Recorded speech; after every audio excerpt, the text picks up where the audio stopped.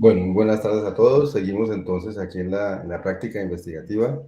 Recuerden que estamos siguiendo los dos cursos de IBM y luego tenemos como compromiso cada uno implementar uno de esos algoritmos que hay allí y presentar un informe sobre la práctica. En ese contexto, entonces, hemos estado reuniéndonos para que cada uno vaya contando cositas de lo que va viendo.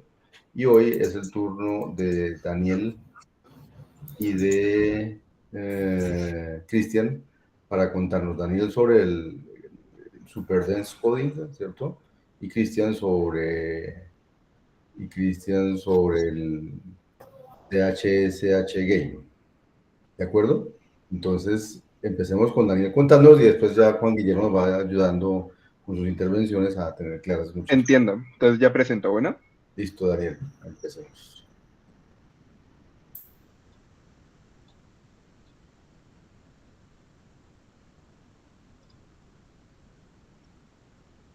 ¿Se ve bien? Muy bien. Ok, bueno. Buenos días, mi nombre es Daniel Andrade Reyes y les hablaré un poco sobre la codificación superdensa. Empezamos un poco recordando qué es el entrelazamiento. El entrelazamiento cuántico es un fenómeno cuántico que se presenta entre dos partículas, en nuestro caso dos qubits, en donde al momento de definir el estado de una de las partículas, automáticamente se define el estado de otra.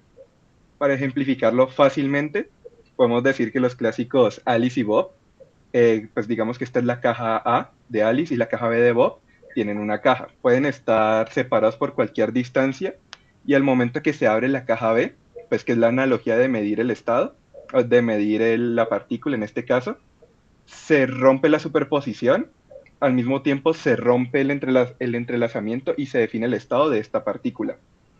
En ese mismo momento ya sabríamos el estado de la otra partícula sin necesidad de abrir la caja.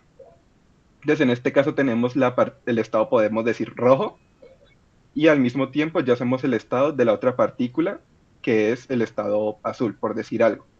Este es un pequeño recorderis de lo que es el entrelazamiento cuántico, pues para entenderlo fácilmente. Y ahora ya vamos a hablar bien de de la codificación superdensa. En general es como un complemento de lo que habló Nicolás en la anterior clase, de la teletransportación, y vamos a ir a su definición. Como tal es un protocolo de comunicación cuántica que en vez de permitirnos enviar un qubit, nos permite enviar dos bits usando un qubit y un EBIT al mismo tiempo. Y pues de aquí viene su nombre de codificación superdensa. Tú teniendo un único qubit, puedes enviarle dos qubits al receptor. Pero esto tiene truco. Pues tenemos que conocer el teorema de Holeo, el cual pues, básicamente nos dice que según un número de n qubits, estos mismos no pueden representar más de n bits, pues, de n bits ya definidos. Y esto es porque aunque los qubits pueden tener pues, infinitos estados superpuestos, al momento de definir ese estado, ese qubit solamente podría representar un bit de información clásica. Por esto es que no se puede comprimir, por ejemplo, pues dos bits en un solo qubit, pero al momento de, pues, bueno, perdón, ya. Eh, Ahí es donde lo salva la parte del EBIT, y aquí ya la representación, porque aquí tenemos el qubit de Alice, que es el que usamos para enviar la información de los dos bits, pero al mismo tiempo Bob tiene un qubit también. Entonces aquí vemos que se conserva en la parte del teorema de Holeo y dos qubits siguen representando dos bits clásicos. ¿Ok? Perdóname, Entonces, perdóname, Daniel. Este que estás poniendo allí es la codificación superdensa. sí, Ujú. ¿Y no tienes de casualidad la teletransportación para ver la diferencia? no, en la misma diapositiva no. Pues Bueno, si quieren ahorita pues sigo explicando y luego lo puedo sí, buscar. sí, listo, listo. Pero sí, en general es bastante similar. De hecho, creo que usan las mismas operaciones, pero obviamente pues en un orden diferente. Entonces, aquí ya tenemos la representación. Alice y Bob comparten un EBIT o pues phi más, que es Ujú. pues son dos qubits entrelazados. Y la parte superior es Alice. Alice tiene un bit, bueno, tiene dos bits, un bit D y un bit C. Y en la parte inferior, pues Bob tiene su parte del qubit. ¿Cómo funciona como tal la codificación superdensa? Es que pues la compuerta Seagate y Xgate se aplican al qubit de Alice según los bits que tiene. Y en ese punto Alice ya le pasa su bit de manera física a Bob. Pues es difícil pasar un bit de manera física, eso pues vamos a hablarlo un poquito más adelante, pero se le pasa el bit de manera física a Bob. Bob luego le aplica un Seagate según el qubit que le pasó Alice a su propio qubit y le aplica Hadamard también a ese qubit. Y luego se aplica una medición. Tenemos, pues, hasta ahora les he hablado como un poquito en el aire, pues, sin embargo, tenemos que recordar que todas estas son operaciones entre matrices. No, pues, no voy a entrar muy a fondo en las operaciones en sí, pero para que se entienda un poco más, pues lo voy a desglosar un poquito. Aquí podemos ver las diferentes operaciones que puede realizar Alice y los diferentes estados que llega Alice según los bits que tiene. En el caso que tenga el bit 00, ni la compuerta X ni la compuerta Z, por así decirlo, se activan, no afectan. Entonces seguiría siendo el producto tensorial de la identidad y seguiría teniendo phi más. Si tiene 0,1, tendría phi menos, pues Z afectaría al qubit. Si tiene 1,0, phi más afecta. Pues sí, si tiene 1,0, phi más se convierte en psi más, porque pues X lo afecta, pues X se aplica, y si es 1,1, tanto X-gate como C-gate se aplican, y phi más se convierte en psi menos. Podemos ver las opciones, y esto es desde la parte de Alice. Entonces, en este punto son los diferentes estados posibles que Alice le puede pasar a Bob. Y aquí pues ya sería como todo el sistema de las diferentes posibilidades y ya desde el propio punto de Bob. A Bob le pueden llegar estos diferentes qubits y se le aplica CNOT y luego se le aplica Hadamard. Estos son los resultados que podrían dar. Como pueden ver al final, Bob realiza la medición y ya consigue los bits según cada qubit, que serían los mismos bits que le pasó Alice.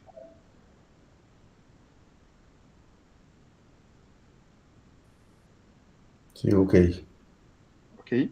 Pues como tal, pues la conclusión en general, la codificación superdensa no es tan útil como la teletransportación. Realmente en las propias clases y videos lo explican.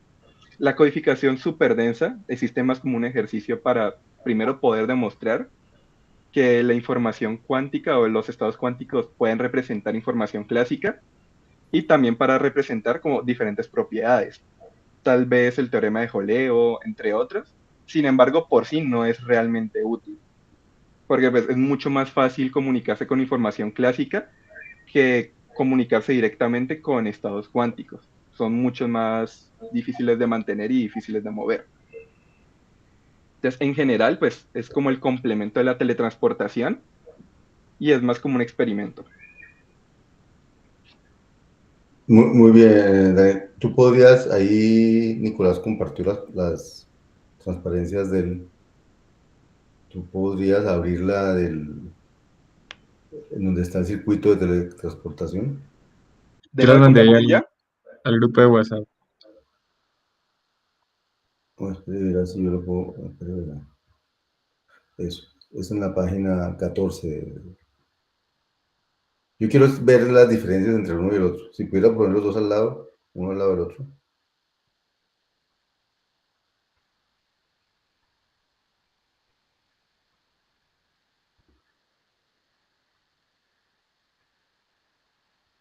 Ya lo miro.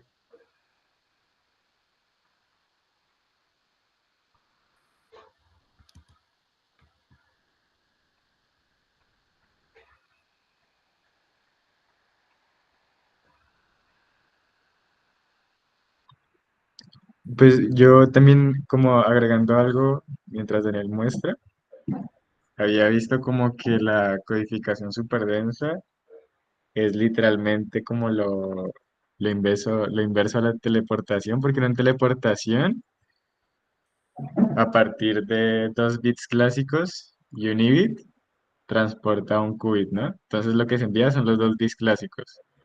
Y es como inverso al tema de Daniel, porque Daniel a través de ese qubit envía el qubit y lo que termina, la información que se termina pasando son los 2 bits clásicos. Entonces como que, sí, como literalmente el complemento del otro. Entonces como una forma de verlo también.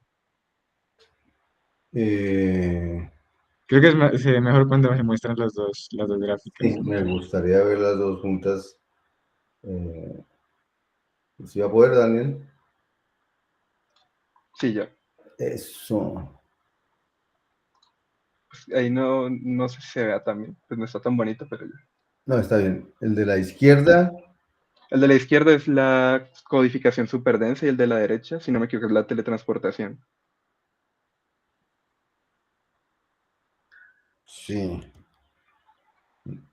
Ok, o sea, lo que llama alfa 0 más beta 1 es sí, pero entonces, lo que yo siento es que el de la teleportación cuántica coge un bit cuántico, el de la derecha, y lo transporta a Bob. O sea, le pasa un bit cuántico, un qubit, que digo, de Alice a Bob.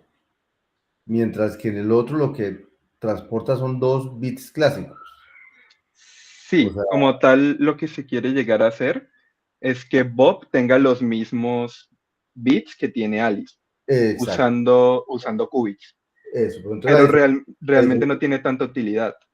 no, no, Mientras de que la acuerdo. parte de Nicolás sí tiene mucha más utilidad porque es difícil pasar un qubit y pues allá también entramos en el teorema de la no clonación, ¿no? Ok, ok, no, exacto, perfecto. Entonces la diferencia es que mientras el uno trata de transmitir información clásica, el otro trata de transmitir información cuántica, digámoslo así. Sí. O sea, por eso parece más útil la teletransportación porque transporta qubits mientras que el otro transporta bits. Ujú. Eh, Ahora, en el mundo de los algoritmos cuánticos, ¿cuál se usa más, Juan Guillermo? Y, y como por qué. Sí, son dos cosas diferentes. En el de teleportación lo que está haciendo es transmitir un qubit, o sea, es preparar un qubit en el estado que tenía el qubit original, aunque en ese proceso uno con la medición tiene que destruirlo, ¿no es cierto? Pero mira que es lo siguiente, de hecho, valdría la pena hacer con el análisis de cuál es la transición en estados que hay acá, ¿no es cierto? Porque ¿En empieza, cuál? ese estado phi más ese es 0,0 más 1,1. No, Sí, no, pero en cuál dices? ¿En el de la teletransportación o en el de ahorita ya el los... estado inicial de superposición que se maneja en los dos. ¿Es el mismo FIMAS o no? Sí, pero ese phi más es 0,0 y 1,1, ¿no es cierto?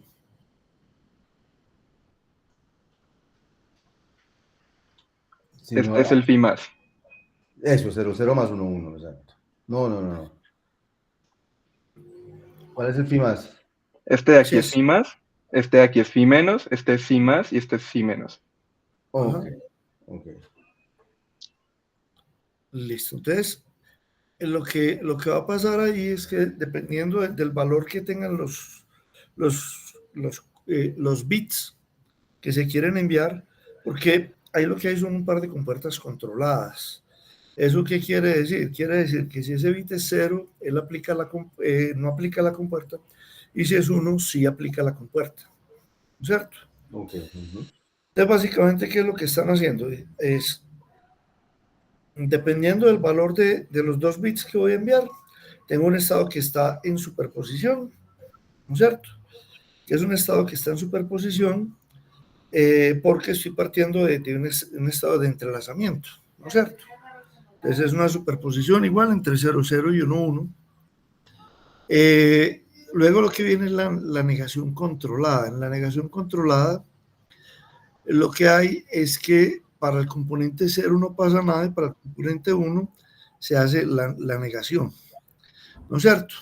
Ujú. Esa negación, pues básicamente, si mira lo que está pasando ahí es lo siguiente, que esa negación lo que va a hacer es que va a coger el segundo bit y lo va a transformar en el bit que se había enviado, ¿no es cierto? O sea, el segundo qubit va a quedar en un estado que es el estado que se había enviado. ¿Qué quiere decir eso? Que de alguna manera lo que hay es como un proceso inverso a lo que se hace en la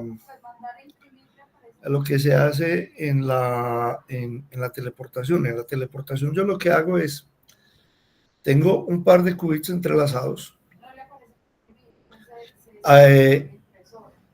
los altero aplicando una negación controlada entre el qubit que yo quiero enviar y esos. La negación controlada es una compuerta que es muy importante porque es la compuerta que nos permite establecer un vínculo, entrelazar cosas. O sea, yo no puedo entrelazar si no hay interacción entre dos qubits. La compuerta X, Y, Z y eso no tiene ningún efecto en términos de entrelazamiento porque trabajan sobre un solo qubit. Entonces, digamos que aquí parto de unos estados que están entrelazados.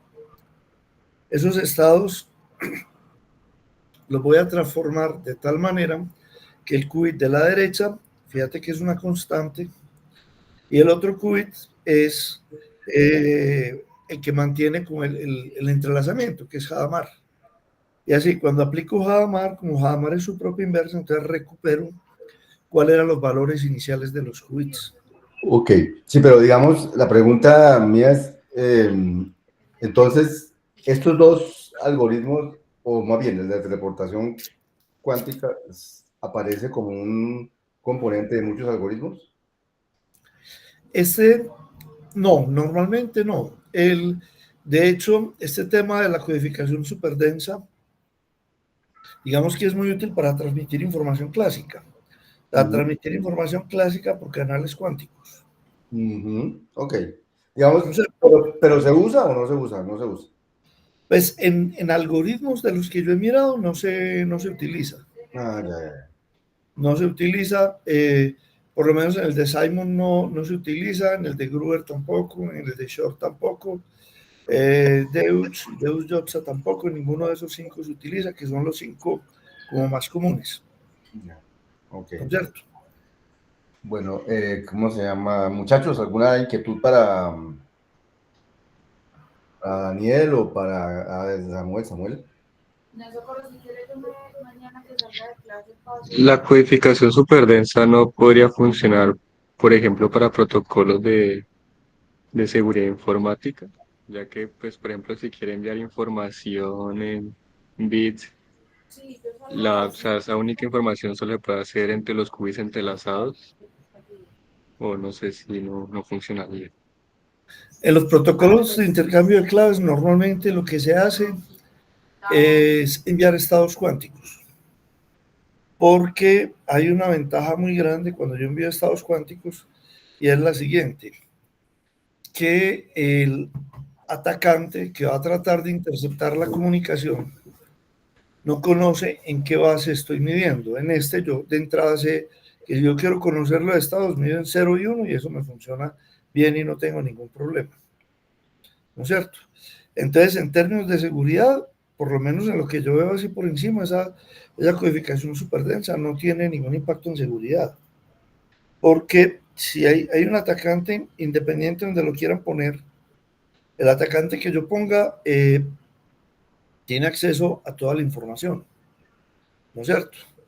Él sabe que los qubits que va a recibir, los estados, fíjense que ese estado de los dos qubits va a ser una superposición, porque están en entrelazamiento perfecto, ¿no es cierto? Y la medición se hace siempre sobre la base 0,1, o sea, sobre la base Z. Eso quiere decir que cualquiera va a poder realizar la medición y no va a tener mayor dificultad, a diferencia de lo que pasa cuando yo estoy enviando estados cuánticos. El esquema que más, digamos, el esquema inicial que se propuso de transmisión o para compartir claves de manera segura, que se llama el BB84, se basa precisamente en que se utilizan dos bases diferentes para hacer las mediciones. Entonces, si el emisor y el receptor están seleccionando las bases al azar, donde ellos coincidan, saben que la información no debe haber sido transformada. Donde no coincidan, saben que pueden descartar esos valores. Y si hay un atacante en la mitad, es muy fácil identificarlo porque ese atacante con altísima probabilidad va a alterar los datos y entonces, aunque tengan la misma base, van a tener mediciones diferentes y eso permite saber que había un atacante leyendo los datos. Entonces, ese es como el tema que hay ahí. Porque acá, fíjense que no es muy,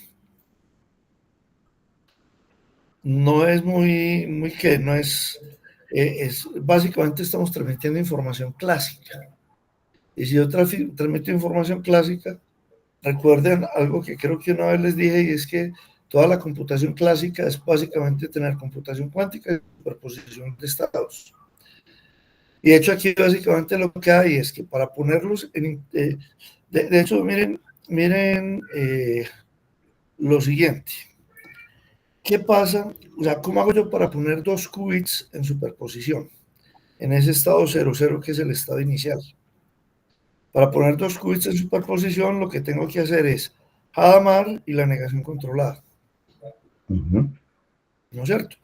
Y si ustedes miran las operaciones que estoy haciendo al final, antes de medir, lo que hacen es que me invierten la negación controlada y me invierten la Hadamard. Y me la están invirtiendo en el mismo orden en que está. Eso lo que hace es que los valores que quedan cuando yo hago ese par de operaciones son los valores clásicos del D y el C, que es lo que estoy transmitiendo. Bien. Bueno, ¿alguna otra pregunta, muchachos? Gracias, Daniel. Démosle paso a Cristian. Muchísimas gracias. Lo que nos, el otro protocolo, el juego, el CHS.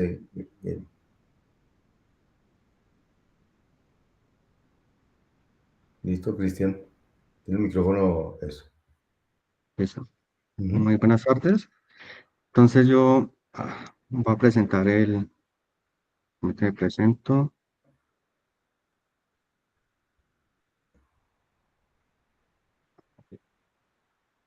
Listo. Pues como tal yo no tengo una presentación pues en diapositivas. Entonces lo que voy a hacer es rayar un poco sobre el lienzo. Pues trato de explicar esto. Bueno, hacer mi mayor esfuerzo. Bueno, lo que me tocó a mí es poner en este caso el CHS Game, que básicamente consiste en un juego no local. Un juego no local, a ver, pero como un poco de... Un juego no local es un juego donde es cooperativo, es decir, que hay más de... uy,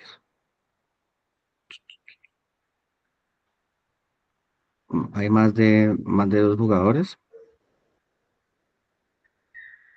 en el juego y lo que hace y lo que hace particularmente importante este tipo de juegos, o por lo menos lo resalta acá, es una condición que está,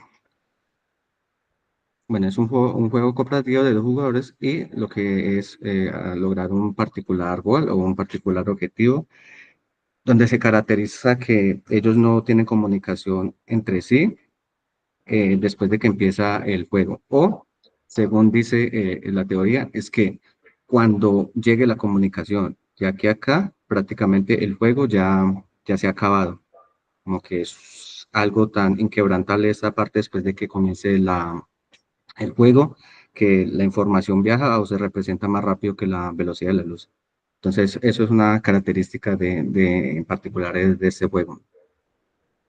Y lo que hace aquí, digamos que lo interesante de esto es demostrar en qué aspectos o en qué situaciones la computación cuántica sobrepasa o es mejor que la computación clásica. Y lo representa por el siguiente juego.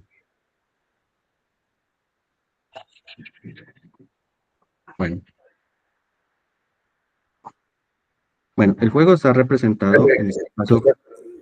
¿Ustedes están viendo todos algo? Yo estoy viendo solo una C.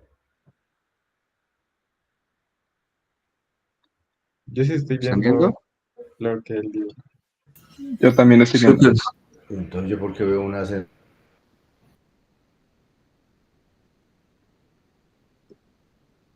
rayita que dice, estás presentando, y yo creo que es la que está viendo Cristian, ¿no?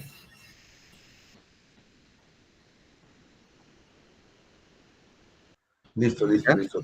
No sé, ¿Me a puedes? ver, dale, dale, ahí estoy. Listo. Sí, sí, ahí sí. Entonces, el juego lo representan acá o lo modelan. Tenemos un personaje al cual llaman Alice Ujú, y otro personaje que llaman Bot. ujú. Y aquí está la barrera inquebrantable, que,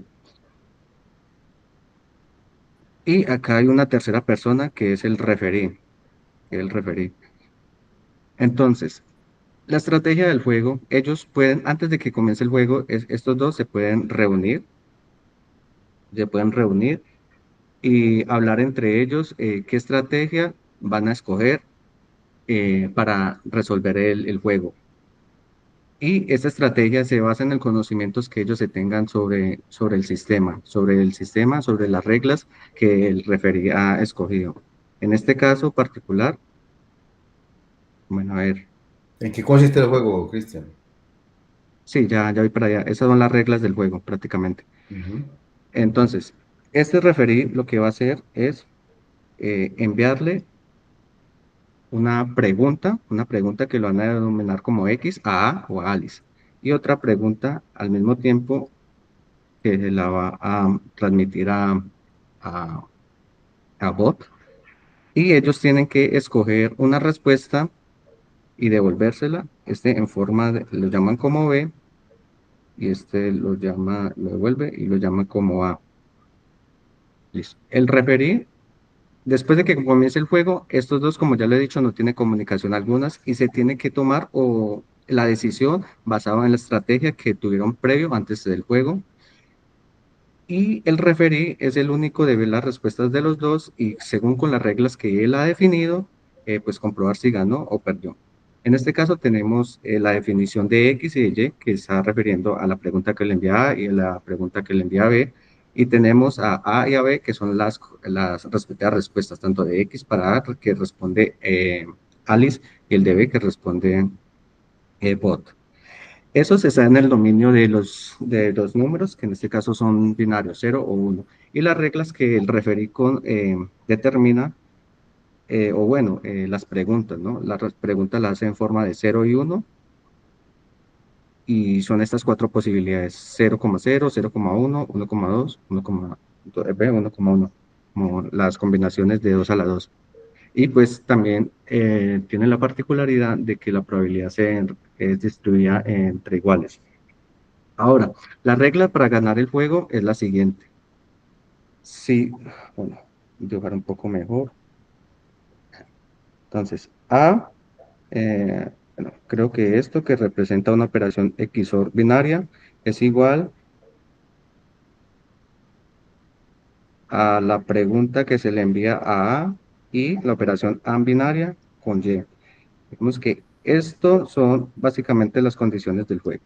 Bueno, la regla del juego. Esta es la condición de ganada, y este conjunto que tiene acá junto con estas notaciones son pues el intercambio entre pregunta y respuesta, en este caso información, y con una probabilidad de 1 a 4 cuando él envía las preguntas a cada uno de estos. Bueno, entonces acá tenemos las diferentes condiciones de ganada que hacen que este juego pues lo gane Alice y Bot. Bueno, dice que cuando el referee manda el par 00 para ganar, Alice y Bo tienen que concordar en la respuesta. Entonces, si vemos un 0 XOR de 0 sería 0, sí, 0. Y pues aquí en AND es 0. Entonces, ambos coinciden. Entonces, se da esta primera. Si esto responde eh, diferentes, el XOR, la tabla de verdad, el XOR se caracteriza porque,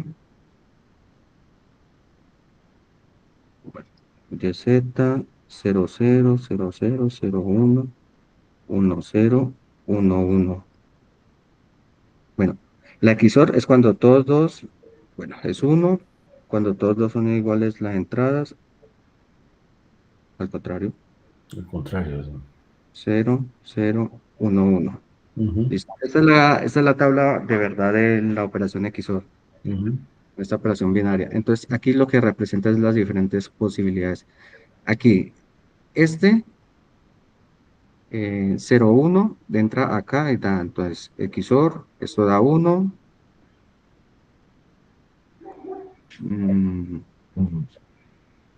se responden iguales. Bueno, creo que aumenté un poquito. Espérese a ver. Bueno, esto es lo que envía el referí, 0, 1. Sí.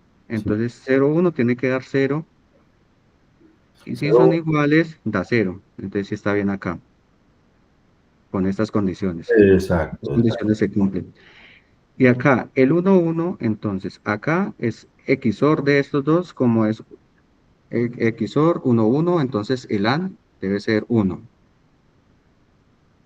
debe ser 1. Pero si responden diferente, gana, porque diferente, aquí va, pues el XOR cumple cuando son diferentes. Cuando responden iguales, según la tabla de verdad, 0, 0 da 0 Ujú. y 1, 1 da 0, lo cual ya había, pues aquí da 0, bueno, aquí da 1 y acá da 0. Bueno, basado en eso y todas las estrategias que pueden decidir cómo actuar entre Alice y Bots, pues ellos tienen estas igualdades, ¿no? Que representa al final estas condiciones de acá o estas formas de responder. Que, bueno, primero esta notación. Esta notación de B significa la función de la respuesta como de B, lo que devuelve B cuando le llega el 1, cuando le llega y igual a 1, y igual a 1. Entonces, y igual a 1, el resultado debe ser igual cuando Alice devuelve cuando le llega un 0 del referido. Entonces, las respuestas de estos dos deben ser iguales y debe ser igual también que Alice devuelva la misma respuesta cuando llega a 0 que la que devuelve B cuando le llega a 0. Y también, pues concatenando un poco, transitivo, la respuesta que devuelve B cuando le entra un 0 del referí debe ser igual a la respuesta que le llegue, bueno, a la respuesta que devuelva A cuando llega un 1 del referí. Esto representa prácticamente las condiciones para ganar de acuerdo a estas tablas. Y haciendo todas estas sumas, vemos que a lo máximo en la probabilidad clásica, digamos, el cote superior que puede alcanzar es 3 cuartos de esto. Acá lo podemos ver, 3 cuartos, acá lo podemos ver, 1, 2, 3, y el cuarto no se da, igual para esta, 1, 2, 3. Entonces, tienen para ganar un 75% en responder lo máximo al seleccionar la estrategia. Entonces, lo que representan este problema es, quieren ver cómo la computación cuántica, a enfrentar el mismo problema, puede, quizá en este caso, un 10%, aumentar esa probabilidad, esa cota superior que está limitada por ese 35% que te da la computación cuántica, o es decir, la estrategia determinística, ¿no? Que son estas, que cada estado ya está definido y varía entre esos dos. Bueno, a ver. Bueno, eso es lo mismo que hice yo, pero un poco más bonito. Eh, Venga, yo veo si lo puedo presentar un poco acá. Tun, tun, tun, tun, tun, tun, tun, tun, tun, tun. Espera, espera, espera. Creo que eso es representar ahora acá. Bueno, esto es lo mismo allá, la misma representación, viendo, viendo pues las preguntas que se le envía a esta entidad bot y a este Alice y la respuesta correspondiente. Y este es el muro infranqueable que es después de que cuando el juego está en marcha, ¿no? Y este es el estado cuántico que ellos eh, acuerdan seleccionar una vez que empiece el juego. Después de que el juego empiece, este tendrá una parte de este estado cuántico y este también por medio de un bit, que es el entrelazamiento cuántico. Entonces, la estrategia en este caso consiste especialmente en, ¿dónde estás? Acá. Especialmente en eso, ¿no? Lo que hace es, ¿dónde estás? ¿Cuántos? 10. Lo que hace aquí es compartir un estado cuántico que en este caso es fit, y ese estado cuántico está en entrelazamiento máximo, o en este caso, como declaran por aquí, en el entrelazamiento máximo de un estado de Bell, creo que le llaman. Bueno, sí, es así, que es representado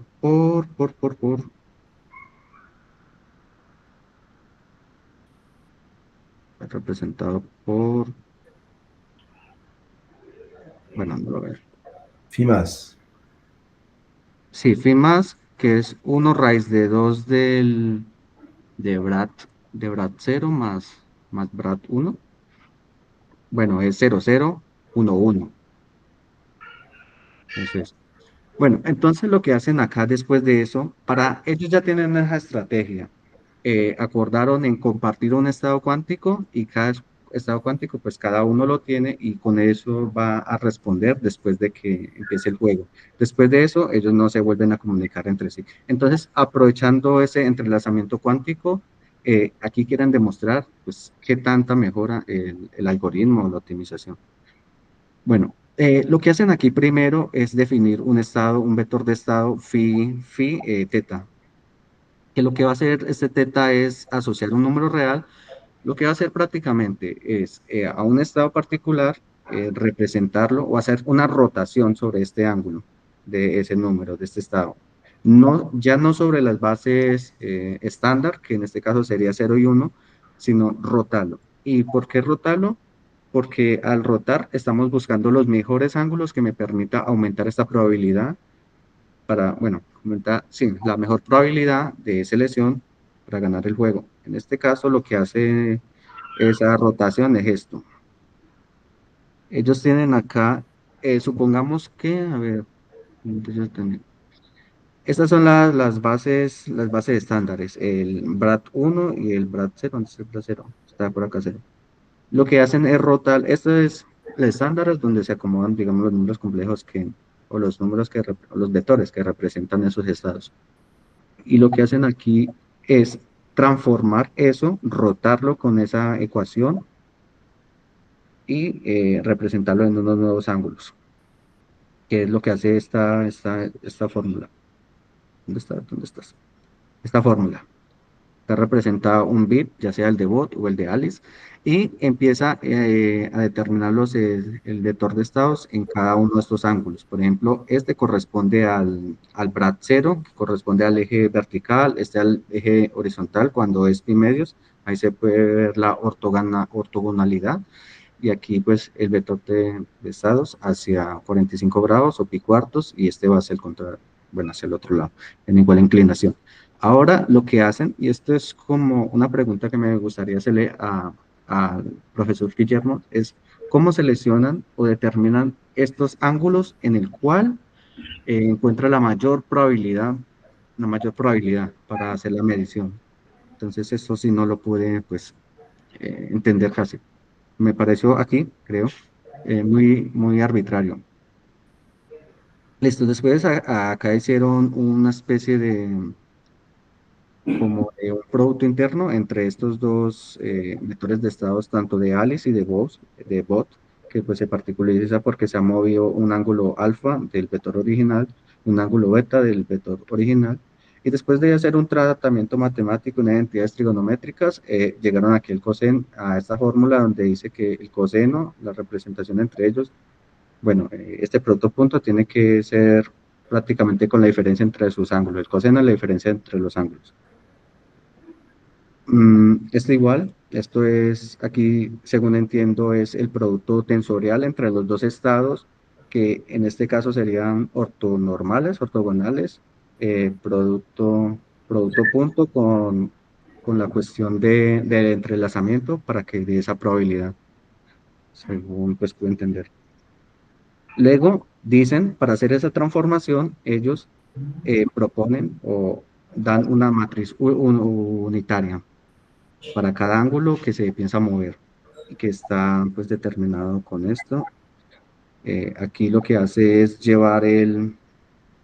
transformar este estado otra vez sobre la base estándar original, y esto para permitir medir, porque las mediciones físicas se hacen sobre ciertas bases, ¿no? Los valores, creo que recuerdo, se hace sobre esas bases, y pues esto permite eso. Igual, lleva este estado transformado, ángulo teta, otra vez al eje, al eje del brad cero, brad o no, del ket, y este hace lo correspondiente.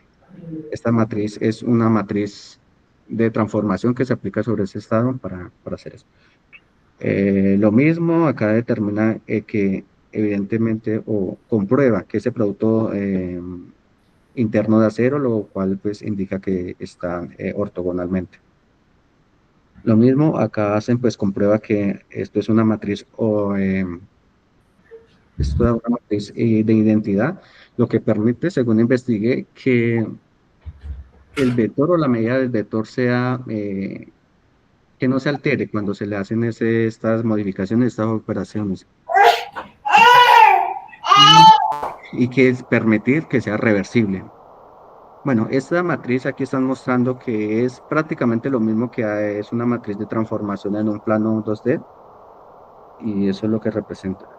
Bueno, listo, con toda esta técnica, con toda esta cuestión, que lo que hicieron fueron transformar las entradas, los estados originales, un cierto ángulo, para aumentar esa probabilidad de la selección.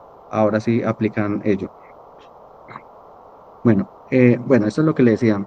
El Serat Alibo comienza compartiendo un edbit. Alice mantiene el CUT-add, es un par ordenado, es este par ordenado, donde este corresponde a Alice y este corresponde a AdBot, y que están representados ambos por este estado, por medio pues de este edbit. Ahí es donde ellos van, esa es la estrategia que ellos tienen para poder adivinar o establecer eso. Entonces, dice, si Alice recibe la cuestión x igual a 0, que es lo que viene el referí, entonces ella aplica esta matriz unitaria, esta que se definió acá, para mapear eso a ese estado. Y si recibe el x igual a 1, digamos la otra estado probable, aplica la matriz de pi cuartos, que está por aquí, que lo lleva a este estado. Es prácticamente cuando reciben estos estados, cuando recibe un 0 y un 1, cuando recibe un 0, mueve este vector o lo traslada alfa grados. Y cuando recibe un 1, bueno, aquí no está bien, pero la idea es que también lo traslada. Lo traslada, en este caso, pi cuartos. ¿Dónde estás? ¿Dónde estás?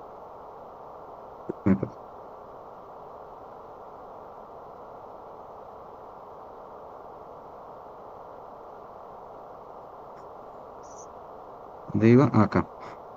Listo. Entonces, si recibe un 1, aplica esa transformación sobre un ángulo de pi cuarto, ¿no? Todo esto empieza a reemplazar y comienza a hacer esa rotación sobre la base original. Y lo que muestran aquí es este circuito que modela esas dos condiciones cuando ellos reciben los respectivos estados. Bueno, se me olvidó también, pues cuando bot recibe un 0, lo que hace es aplicar esa matriz, esa transformación sobre un ángulo de pi octavos sobre su qubit, y cuando recibe un 1, aplica un menos 8 menos pi octavos sobre ese qubit, y estas son pues esa definición matemática de la transformación. Entonces, aquí está el circuito. Acá tenemos unas compuertas controladas donde esto actúa normalmente como una compuerta controlada por 1, y esta actúa normalmente con una compuerta, bueno, es el análogo de esto, pero activada con 0, para representar estas condiciones, ¿no? Cuando llega a cada valor, ¿qué matriz se le aplica? Entonces, acá dice que, bueno, aquí está,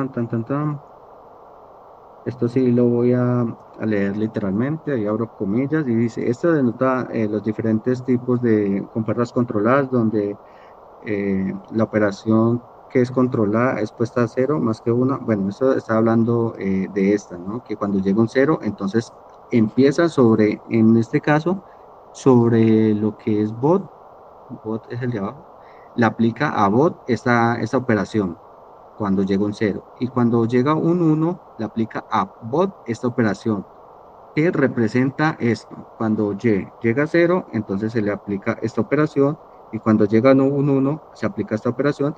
E igualmente pasa con Alice. Cuando, cuando llega un cero, se le aplica el uso cero.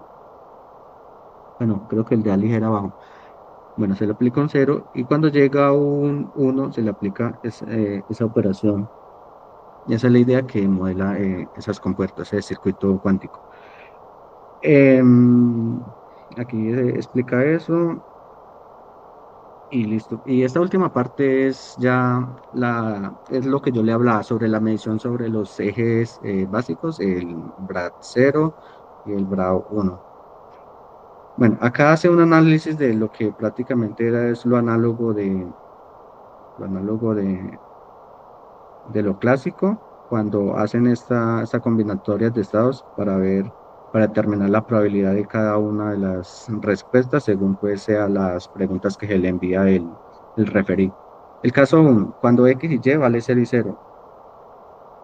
Listo, en este caso, cuando es 0 y 0, a ver, bueno, ellos tienen un estado entrelazado, estos dos qubits, y hace esta operación, ¿no? Este producto tensorial entre estas dos matrices que representan tanto a, a la aplicación de la matriz sobre A cuando entra 0, y la aplicación sobre E cuando entra 0 sobre B, que es pi octavos, que es cuando entra 0. Hace el producto tensorial y hace un producto interno con el estado entrelazado. Después de todo esto, pues de todas estas operaciones y representando pues la probabilidad de cada uno de estos estados dentro de esta operación, vemos que, bueno, hacen todo esto y vemos que este coeficiente representa la probabilidad de que esté en este estado 0, 0. Este coeficiente representa, pues no la probabilidad, porque la probabilidad es el cuadrado de esto. Y bueno, eso es en general. Acá vemos cómo la probabilidad de cada una, lo que yo decía acá, que el cuadrado de esta operación, cuando se eleva al cuadrado, y cuando se eleva al cuadrado viene acá para cada uno de estos pares. Entonces, del par 0, 0, la probabilidad de que sea AB la respuesta, cuando llega a 0, 0, entonces pues se resuelve esta operación y nos da este resultado. Y así con cada uno de estas combinaciones de estados acá. Y pues aquí entra el ángulo correspondiente al cuadrado porque nos determina la probabilidad. Y cuando ya hacemos todas esas operaciones, lo que tenemos es que sumamos las operaciones donde A y B son iguales, en este caso entre este y donde son desiguales, entre esto y esto, y sumamos esas probabilidades. Cuando sumamos las posibilidades, pues obtenemos, pues dice que cuando el par 0, 0 es la pregunta, y ambos responden con A igual a B, tenemos que esta es la probabilidad en conjunto que pues me asegura esto, que la respuesta sea pues, la que gana. Esto pues es también muy similar el procedimiento, el caso 2, acá lo vemos con 0, 0 y acá con 0, 1. Lo mismo, hacemos el producto tensorial entre estos dos estados, cuando entra 0 y cuando entra 1 a B, acá está definido, cuando entra 1 a B, aquí. Entonces se aplica esos valores y luego se hace un punto con el estado en entrelazamiento, y nuevamente nos da estos factores, estos coeficientes que venimos acá, lo elevamos al cuadrado y nos da estos números que cuando sumamos según estas condiciones nos dan este resultado. Pues este es similar, entonces pasaré rápidamente. Y pues, este es un poco diferente, pero es el mismo procedimiento. Hace lo mismo, determina los coeficientes según estos productos, eleva al cuadrado para determinar las probabilidades. Pero acá me da pues un número que dice que me sube la suma de estas probabilidades cuando uno es uno, cuando va al par 1,1. Da a una probabilidad del 85%, lo cual contrasta con el equivalente clásico donde pues daba 75%. Entonces, este resultado, y es lo que le sirvió, según la literatura, demostrar pues a ver la eficiencia, bueno, no sé si a ver, no, espera, ya que eso tengo por acá, un momentico, eso tiene nombre. ¿Dónde estás?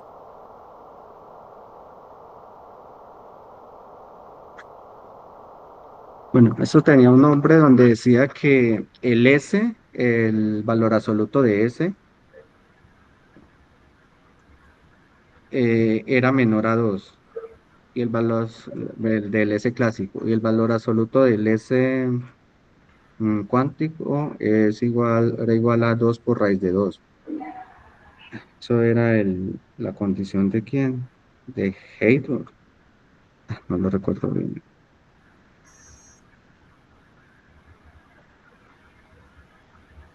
No, lo he pasado. Hablo acá. Esto, digamos que el límite matemático superior para eso. Dice que el clásico, el clásico, cuando se utilizan variables locales escondidas, digamos que el S que tiene que ver con esos estados es menor a 2. Y el límite cuántico es, es, es 3, ¿no? Bueno, ese mismo S que en cuántico, que en el estado clásico era equivalente a 2 ahora es menor a 2, raíz de 2, a 2 puntos raíz de 2, 2 por raíz de 2, que es, digamos, la ganancia que tiene en lo cuántico. Y que eso se debe a, primero que todo, que se ha compartido un estado entrelazado y lo otro, que se ha escogido los ángulos adecuados, que esa es mi gran pregunta para lograr eso. Bueno, en conclusión, aquí lo que dicen que es mucho mejor este resultado en conjunto o en definitiva que el análogo o la estrategia clásica que puede hacer por este juego, que se limita o que está acotado en un valor de 3/4. Y lo que lo hace un ejemplo pues interesante al comparar la computación cuántica con la computación clásica. Lo que sucede es que esto es un valor óptimo de probabilidad para pues, la estrategia cuántica que escogió Bot y Alice, y que no hay dentro de lo clásico que es lo que yo me refería. Este hecho, este hecho, esa desigualdad, lo comparamos en ese clásico de crítico, se llama la desigualdad de Macron, y esto se escribe por distintas. Eh, aquí en esta cuestión lo que hace es representar en métrica todas las ecuaciones y tratamientos que se le vio arriba. Por ejemplo, este es el ángulo que corresponde a Alice y lo que dice es que se traslada cuando es cero, se traslada a un ángulo de pi cuartos igual con beta. Se traslada, digamos, el eje, la base de representación. Esto es lo que geométricamente equivalía a hacer estas multiplicaciones. Y pues aquí comienza a hablar pues cómo el coseno se va reflejando sobre cada uno de estos ejes para dar esa máxima probabilidad. Y pues esto ya pasaría un poco a revisarlo más profundamente. Y esto, lo último, el resultado. Como la probabilidad es al cuadrado, me da este resultado de que gane el juego y la oportunidad de que lo pierda, disagree. Entonces, como podemos ver, intuyo, es como una proyección sobre cada uno de unos ejes, porque esto es un coseno y esto es un seno. Y ya, y creo que eso es lo que entendí. Entonces venga, Cristian y Juan Guillermo, para ver si yo entiendo bien la cosa. Este ejemplo, hasta donde como yo lo veo, es un ejemplo Optimización, algo así. de un juego en el cual, tal como está definido en el... Sí, ya te doy la palabra, Juan Guillermo. A ver si yo entendí también, Juan Guillermo. Tal como está definido en el terreno clásico, la mejor estrategia para que en este juego ganen Alice y Bob, ¿Sí?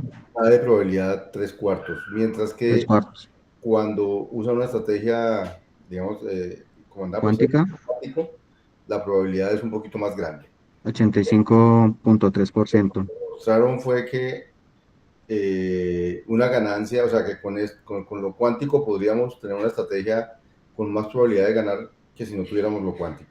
Sí. Es como un resultado más bien, digamos, interesante en el sentido de que mire que todo esto es como para decir, mire que lo cuántico sobre lo clásico puede tener ventajas, Juan Guillermo. Mira, realmente esto es mucho, mucho, pero mucho, mucho más profundo o sea, tiene implicaciones mucho más profundas, porque, pues, no sé, Cristian, de pronto no hiciste referencia a una cosa que era muy importante, y es que esto fue el premio Nobel del año Ah, sí. 2022, ¿no es cierto? Y eso es fundamental. ¿Por qué es fundamental? Porque eh, voy a apoyarme en una pregunta que Juan Francisco hace con mucha frecuencia y que me parece que es que ilustra muy bien las cosas, y es, venga, ¿cómo llegaron a esto? ¿Por qué llegan a esto? ¿No es cierto? Entonces, detrás de todo esto, toda esa cantidad de cosas y por qué llegan a ese ángulo y todo, en el fondo es básicamente lo siguiente. Y digamos, lo que les voy a comentar en este momento es la importancia que tiene ese experimento y por qué es fundamental, no en la computación cuántica, es fundamental en la mecánica cuántica. Y es por lo siguiente. Si ustedes miran la forma como se plantea el problema se plantea de la siguiente manera. Tengo dos participantes que quieren tener el máximo valor posible, ¿no es cierto? Y si digamos que hay unos casos que son muy fáciles de manejar, pero hay un caso que no es fácil de manejar, ¿no es cierto? Cristian, no sé si tenés ahí cuáles son los valores que se manejan. Los ¿Cuáles son los valores, valores que nos plantean al principio? El 00, ya, es las combinaciones de 2 a la 2. 00, sí, 01, 10, 00, ya le pongo. listo. Esos son los Luego, valores que va a recibir. Ahí Y es. la respuesta, fíjense que la respuesta es bien interesante. ¿Por qué? Porque cuando tengo X y Y, debe ser, si A es igual a B, ¿no es cierto? Entonces, digamos, me dan el valor X y Y. A tiene que producir un bit y B tiene que producir un bit. Si los dos producen el mismo, ¿no es cierto? Voy a ganar. Si los dos me dan un bit diferente, pierden. Lo mismo pasa con el 0,1. Si producen el mismo, ganan los dos. Si es diferente, pierden. Con el 1,0, si es el mismo, ganan. Si es diferente, pierden. Y en el 1,1 es al revés. Si los dos producen el 1, ganan, pierden, perdón, si los dos producen el mismo bit, pierden, pero si producen bit diferente, ganan. ¿No es cierto? Ese juego está pensado, esa situación hipotética que aparece ahí, que más que un juego realmente es un experimento, está pensado a partir de lo siguiente. Fíjense que hay un elemento que es fundamental, y es que A y B no se comunican entre sí. A y B no tienen forma de comunicarse entre sí. Y si ustedes miran, la estrategia que se propone básicamente es lo siguiente. La estrategia que se propone es tratar de minimizar el efecto que tiene el caso anormal que hay, que es cuando los dos reciben un 1, los dos tienen que producir valores diferentes, ¿no es cierto?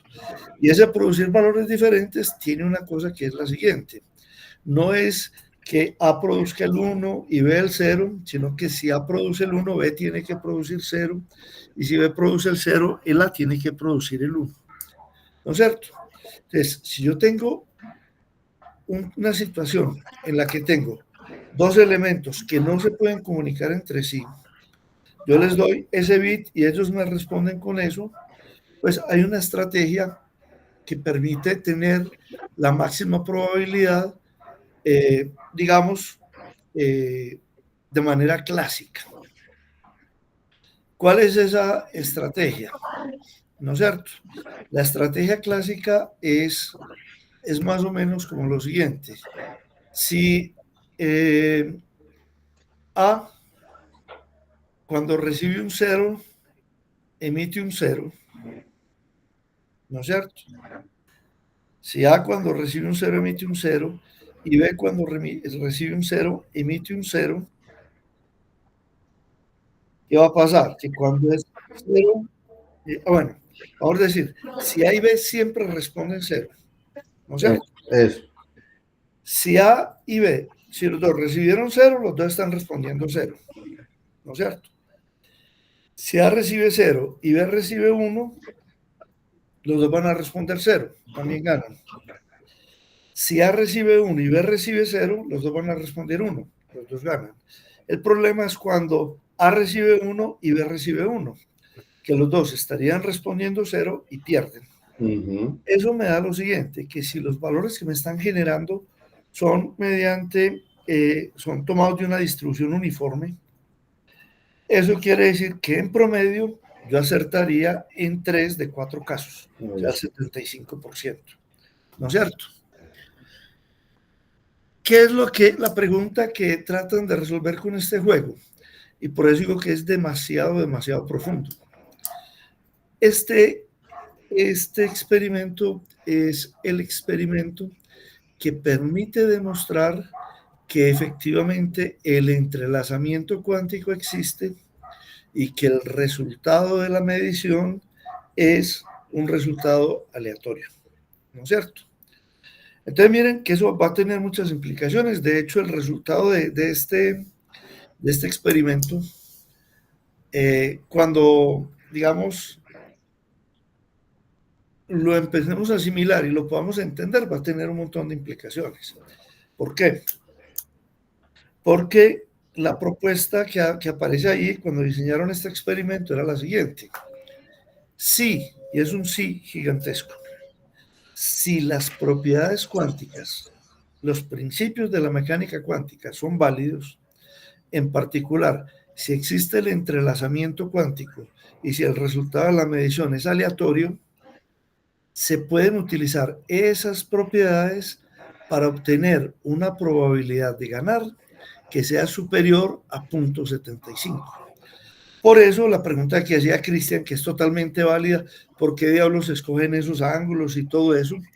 Porque el objetivo ahí es aprovecharse, o digamos, suponiendo que esos principios de la cuántica son válidos, la interacción a distancia que se produce con el entrelazamiento y que la medición sea aleatoria, si yo, aprovechando esos principios, podría construir un esquema que me diera un resultado superior a 3/4, al 0.75%, ¿no es cierto?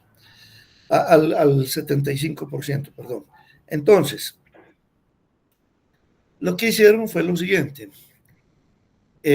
Buscaron la forma de apoyarse en el hecho de que si existe el entrelazamiento cuántico, se podría aprovechar esa transmisión digamos, ese intercambio,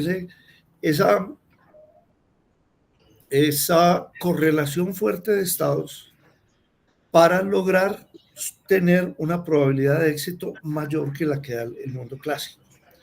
¿no es cierto? Entonces, ¿cuál fue la idea? Llegaron y dijeron, venga, si vamos a hacer esto, entonces busquemos la forma, y es cuando proponen ese esquema que se maneja ahí, que A y B comparten un qubit que está entrelazado, ¿no es cierto? Y que dependiendo de los valores que reciben van a realizar una medición, ¿no es cierto? Cuando se analiza eso, como les digo, partiendo del supuesto de que el entrelazamiento cuántico es real y de que el resultado de la medición es totalmente aleatorio, eso da que la probabilidad es un valor mayor que, si la memoria no me falla, creo que ahora lo mencionaste, Cristian, creo que es de orden de 83, algo así por el estilo, ¿no es cierto?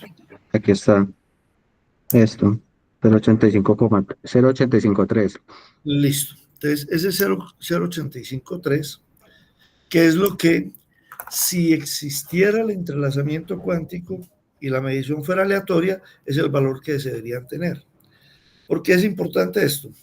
Porque se aplicó esta solución y efectivamente la frecuencia, digamos, la probabilidad de ganar pasó de 0.75 a 0.853, que es muy significativo por dos razones. La primera, porque es un valor que clásicamente no se puede obtener. O sea, si no existiera el entrelazamiento cuántico y el resultado de la medición no fuera aleatorio, si el mundo a escala atómica se comportara clásicamente lo que nos dice la intuición, ese valor sería imposible de obtener. Entonces, por ese lado, dice, venga, los principios de la mecánica cuántica apuntan a cosas que efectivamente, así vayan contra la intuición, sí se pueden medir experimentalmente. Y la otra cosa es que el resultado de hacer esta simulación o de correr el juego construyendo el entrelazamiento y eso, corresponde exactamente con lo que la mecánica cuántica predice que debería dar. ¿Por qué es tan importante ese experimento? Porque si no existiera el entrelazamiento y si el resultado de la medición no fuera aleatorio, esto no daría ese valor. Sí, es claro. Sí, no, yo entiendo, sí, no, yo entendí.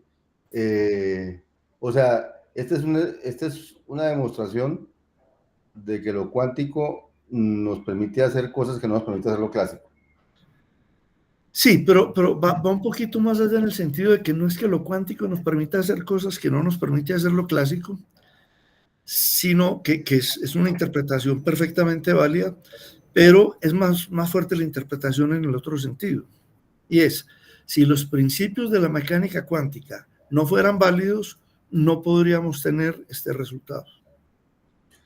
O sea, es una demostración experimental de que el entrelazamiento cuántico existe y de que el resultado de la medición es un resultado aleatorio. Que además, te digo, a mí es de las cosas que más me sorprenden, no por el resultado, sino que yo digo, es que hay gente que son unos genios completos. Sí. A uno como diablos se le ocurre un experimento con el cual va a demostrar que el resultado de una medición es aleatorio, que no depende de variables ocultas. Pues eso no es tan trivial de hacerlo, no es tan trivial de decir cómo mido esto para demostrar que es aleatorio, ¿no es cierto? Y este experimento fue diseñado precisamente para eso. Fue diseñado para garantizar que la única forma de que el valor fuera por encima de 0.75 era que los postulados de la mecánica cuántica sí fueran ciertos, ¿no es cierto?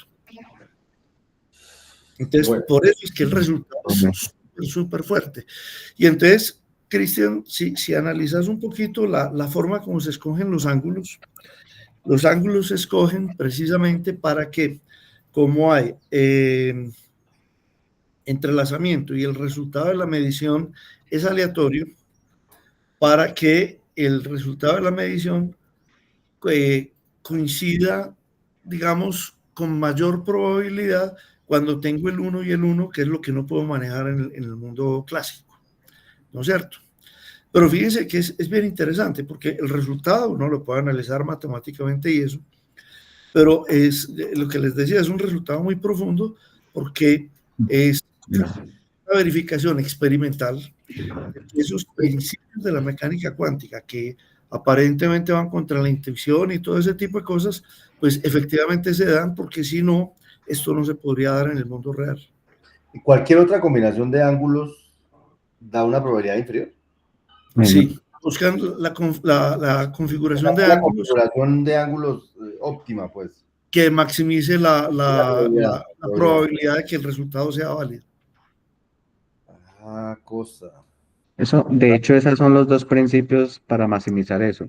Tanto la existencia del entrelazamiento cuántico y elegir este QI y encontrar o escoger los ángulos precisos que maximiza eso. Parece como un problema de Y bueno, sí, pero maximización. entonces la pregunta de los ángulos los encontraron haciendo algún proceso de optimización o los encontraron haciendo qué? Teóricamente, a partir el punto de partida es que existe el entrelazamiento cuántico y que el resultado de la medición es totalmente aleatorio, o sea, que no depende de variables que no conozcamos. Y mira, Y a partir de ahí ellos pueden demostrar que esos son los ángulos donde la probabilidad se maximiza. y mira la implicación que tiene eso, porque les decía que el día que entendamos lo que eso implica, es un tema que va a ser bien complicado. ¿Por qué? Que eso implica que el entrelazamiento es real, ¿no es cierto? Y al ser real el entrelazamiento, aparece un problema que es fundamental para la física. Y es el siguiente. Normalmente todas las teorías físicas, digamos, la comprensión nuestra del mundo parte de un principio, de dos principios que aquí se rompen por completo, que es el principio de la localidad y el principio del realismo. El principio de la localidad, ¿qué dice? Dice que lo que puede afectar el estado en un punto del universo es simplemente lo que esté cercano localmente. O sea, si aquí va a ocurrir un evento aquí en la Tierra y hay un tema que, digamos, una explosión de una estrella que está a 10 millones de años luz, eso no nos va a afectar, en principio no nos debería afectar, porque está a 10 millones de años luz y el efecto de eso solo se va a ver dentro de 10 millones de años, ¿no es cierto?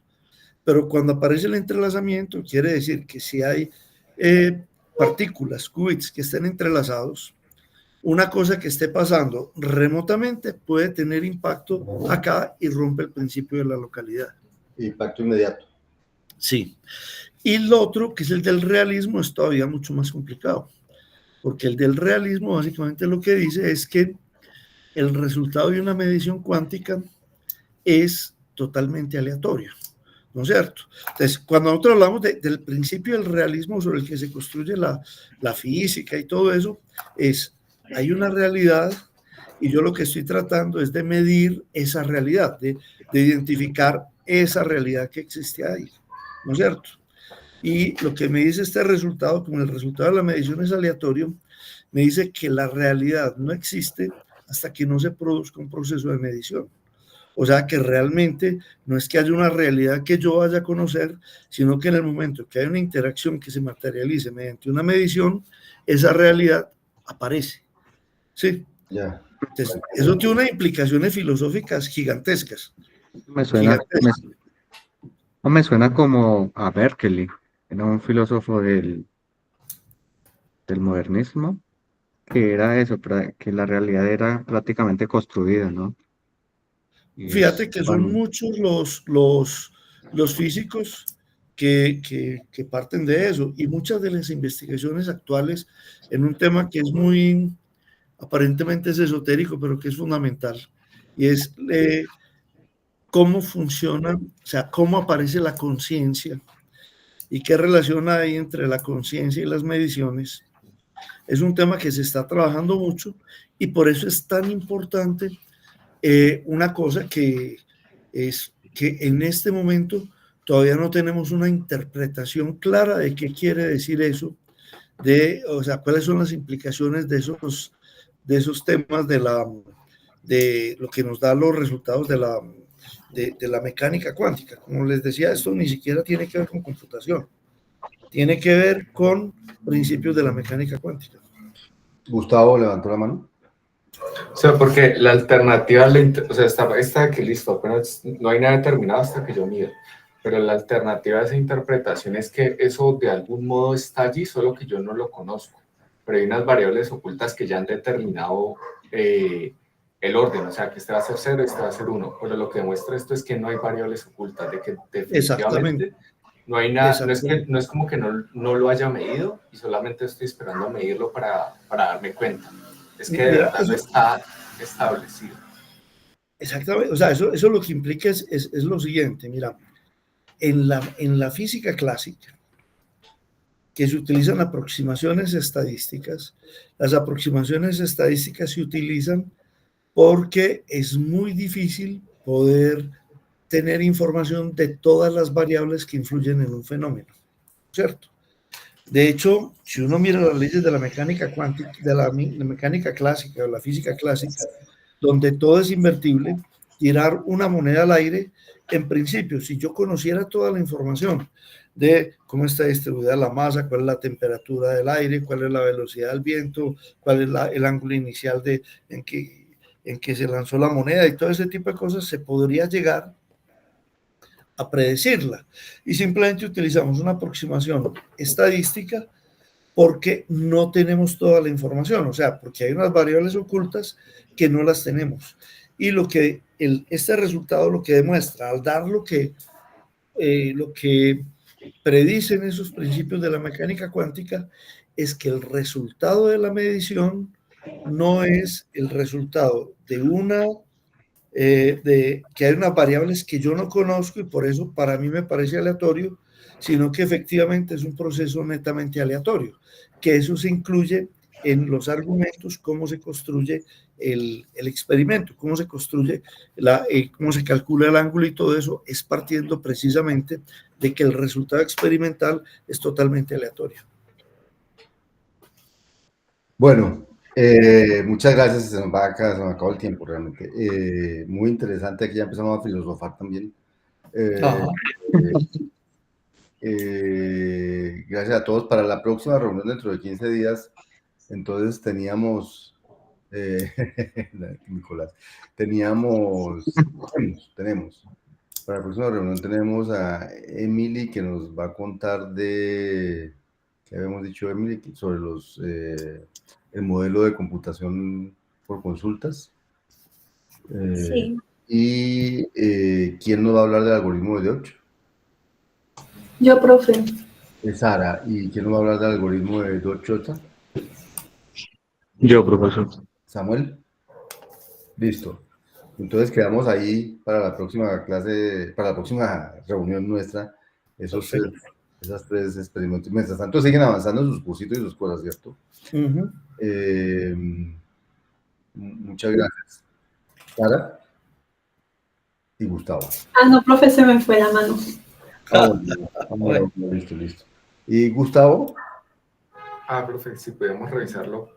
Bueno, sí, entonces, Juan Guillermo, ¿no? Tenías 10 minuticos para quedarnos con Gustavo revisando lo que nos ha mandado. Listo, dale. ¿Sí? Voy a dejar de grabar aquí.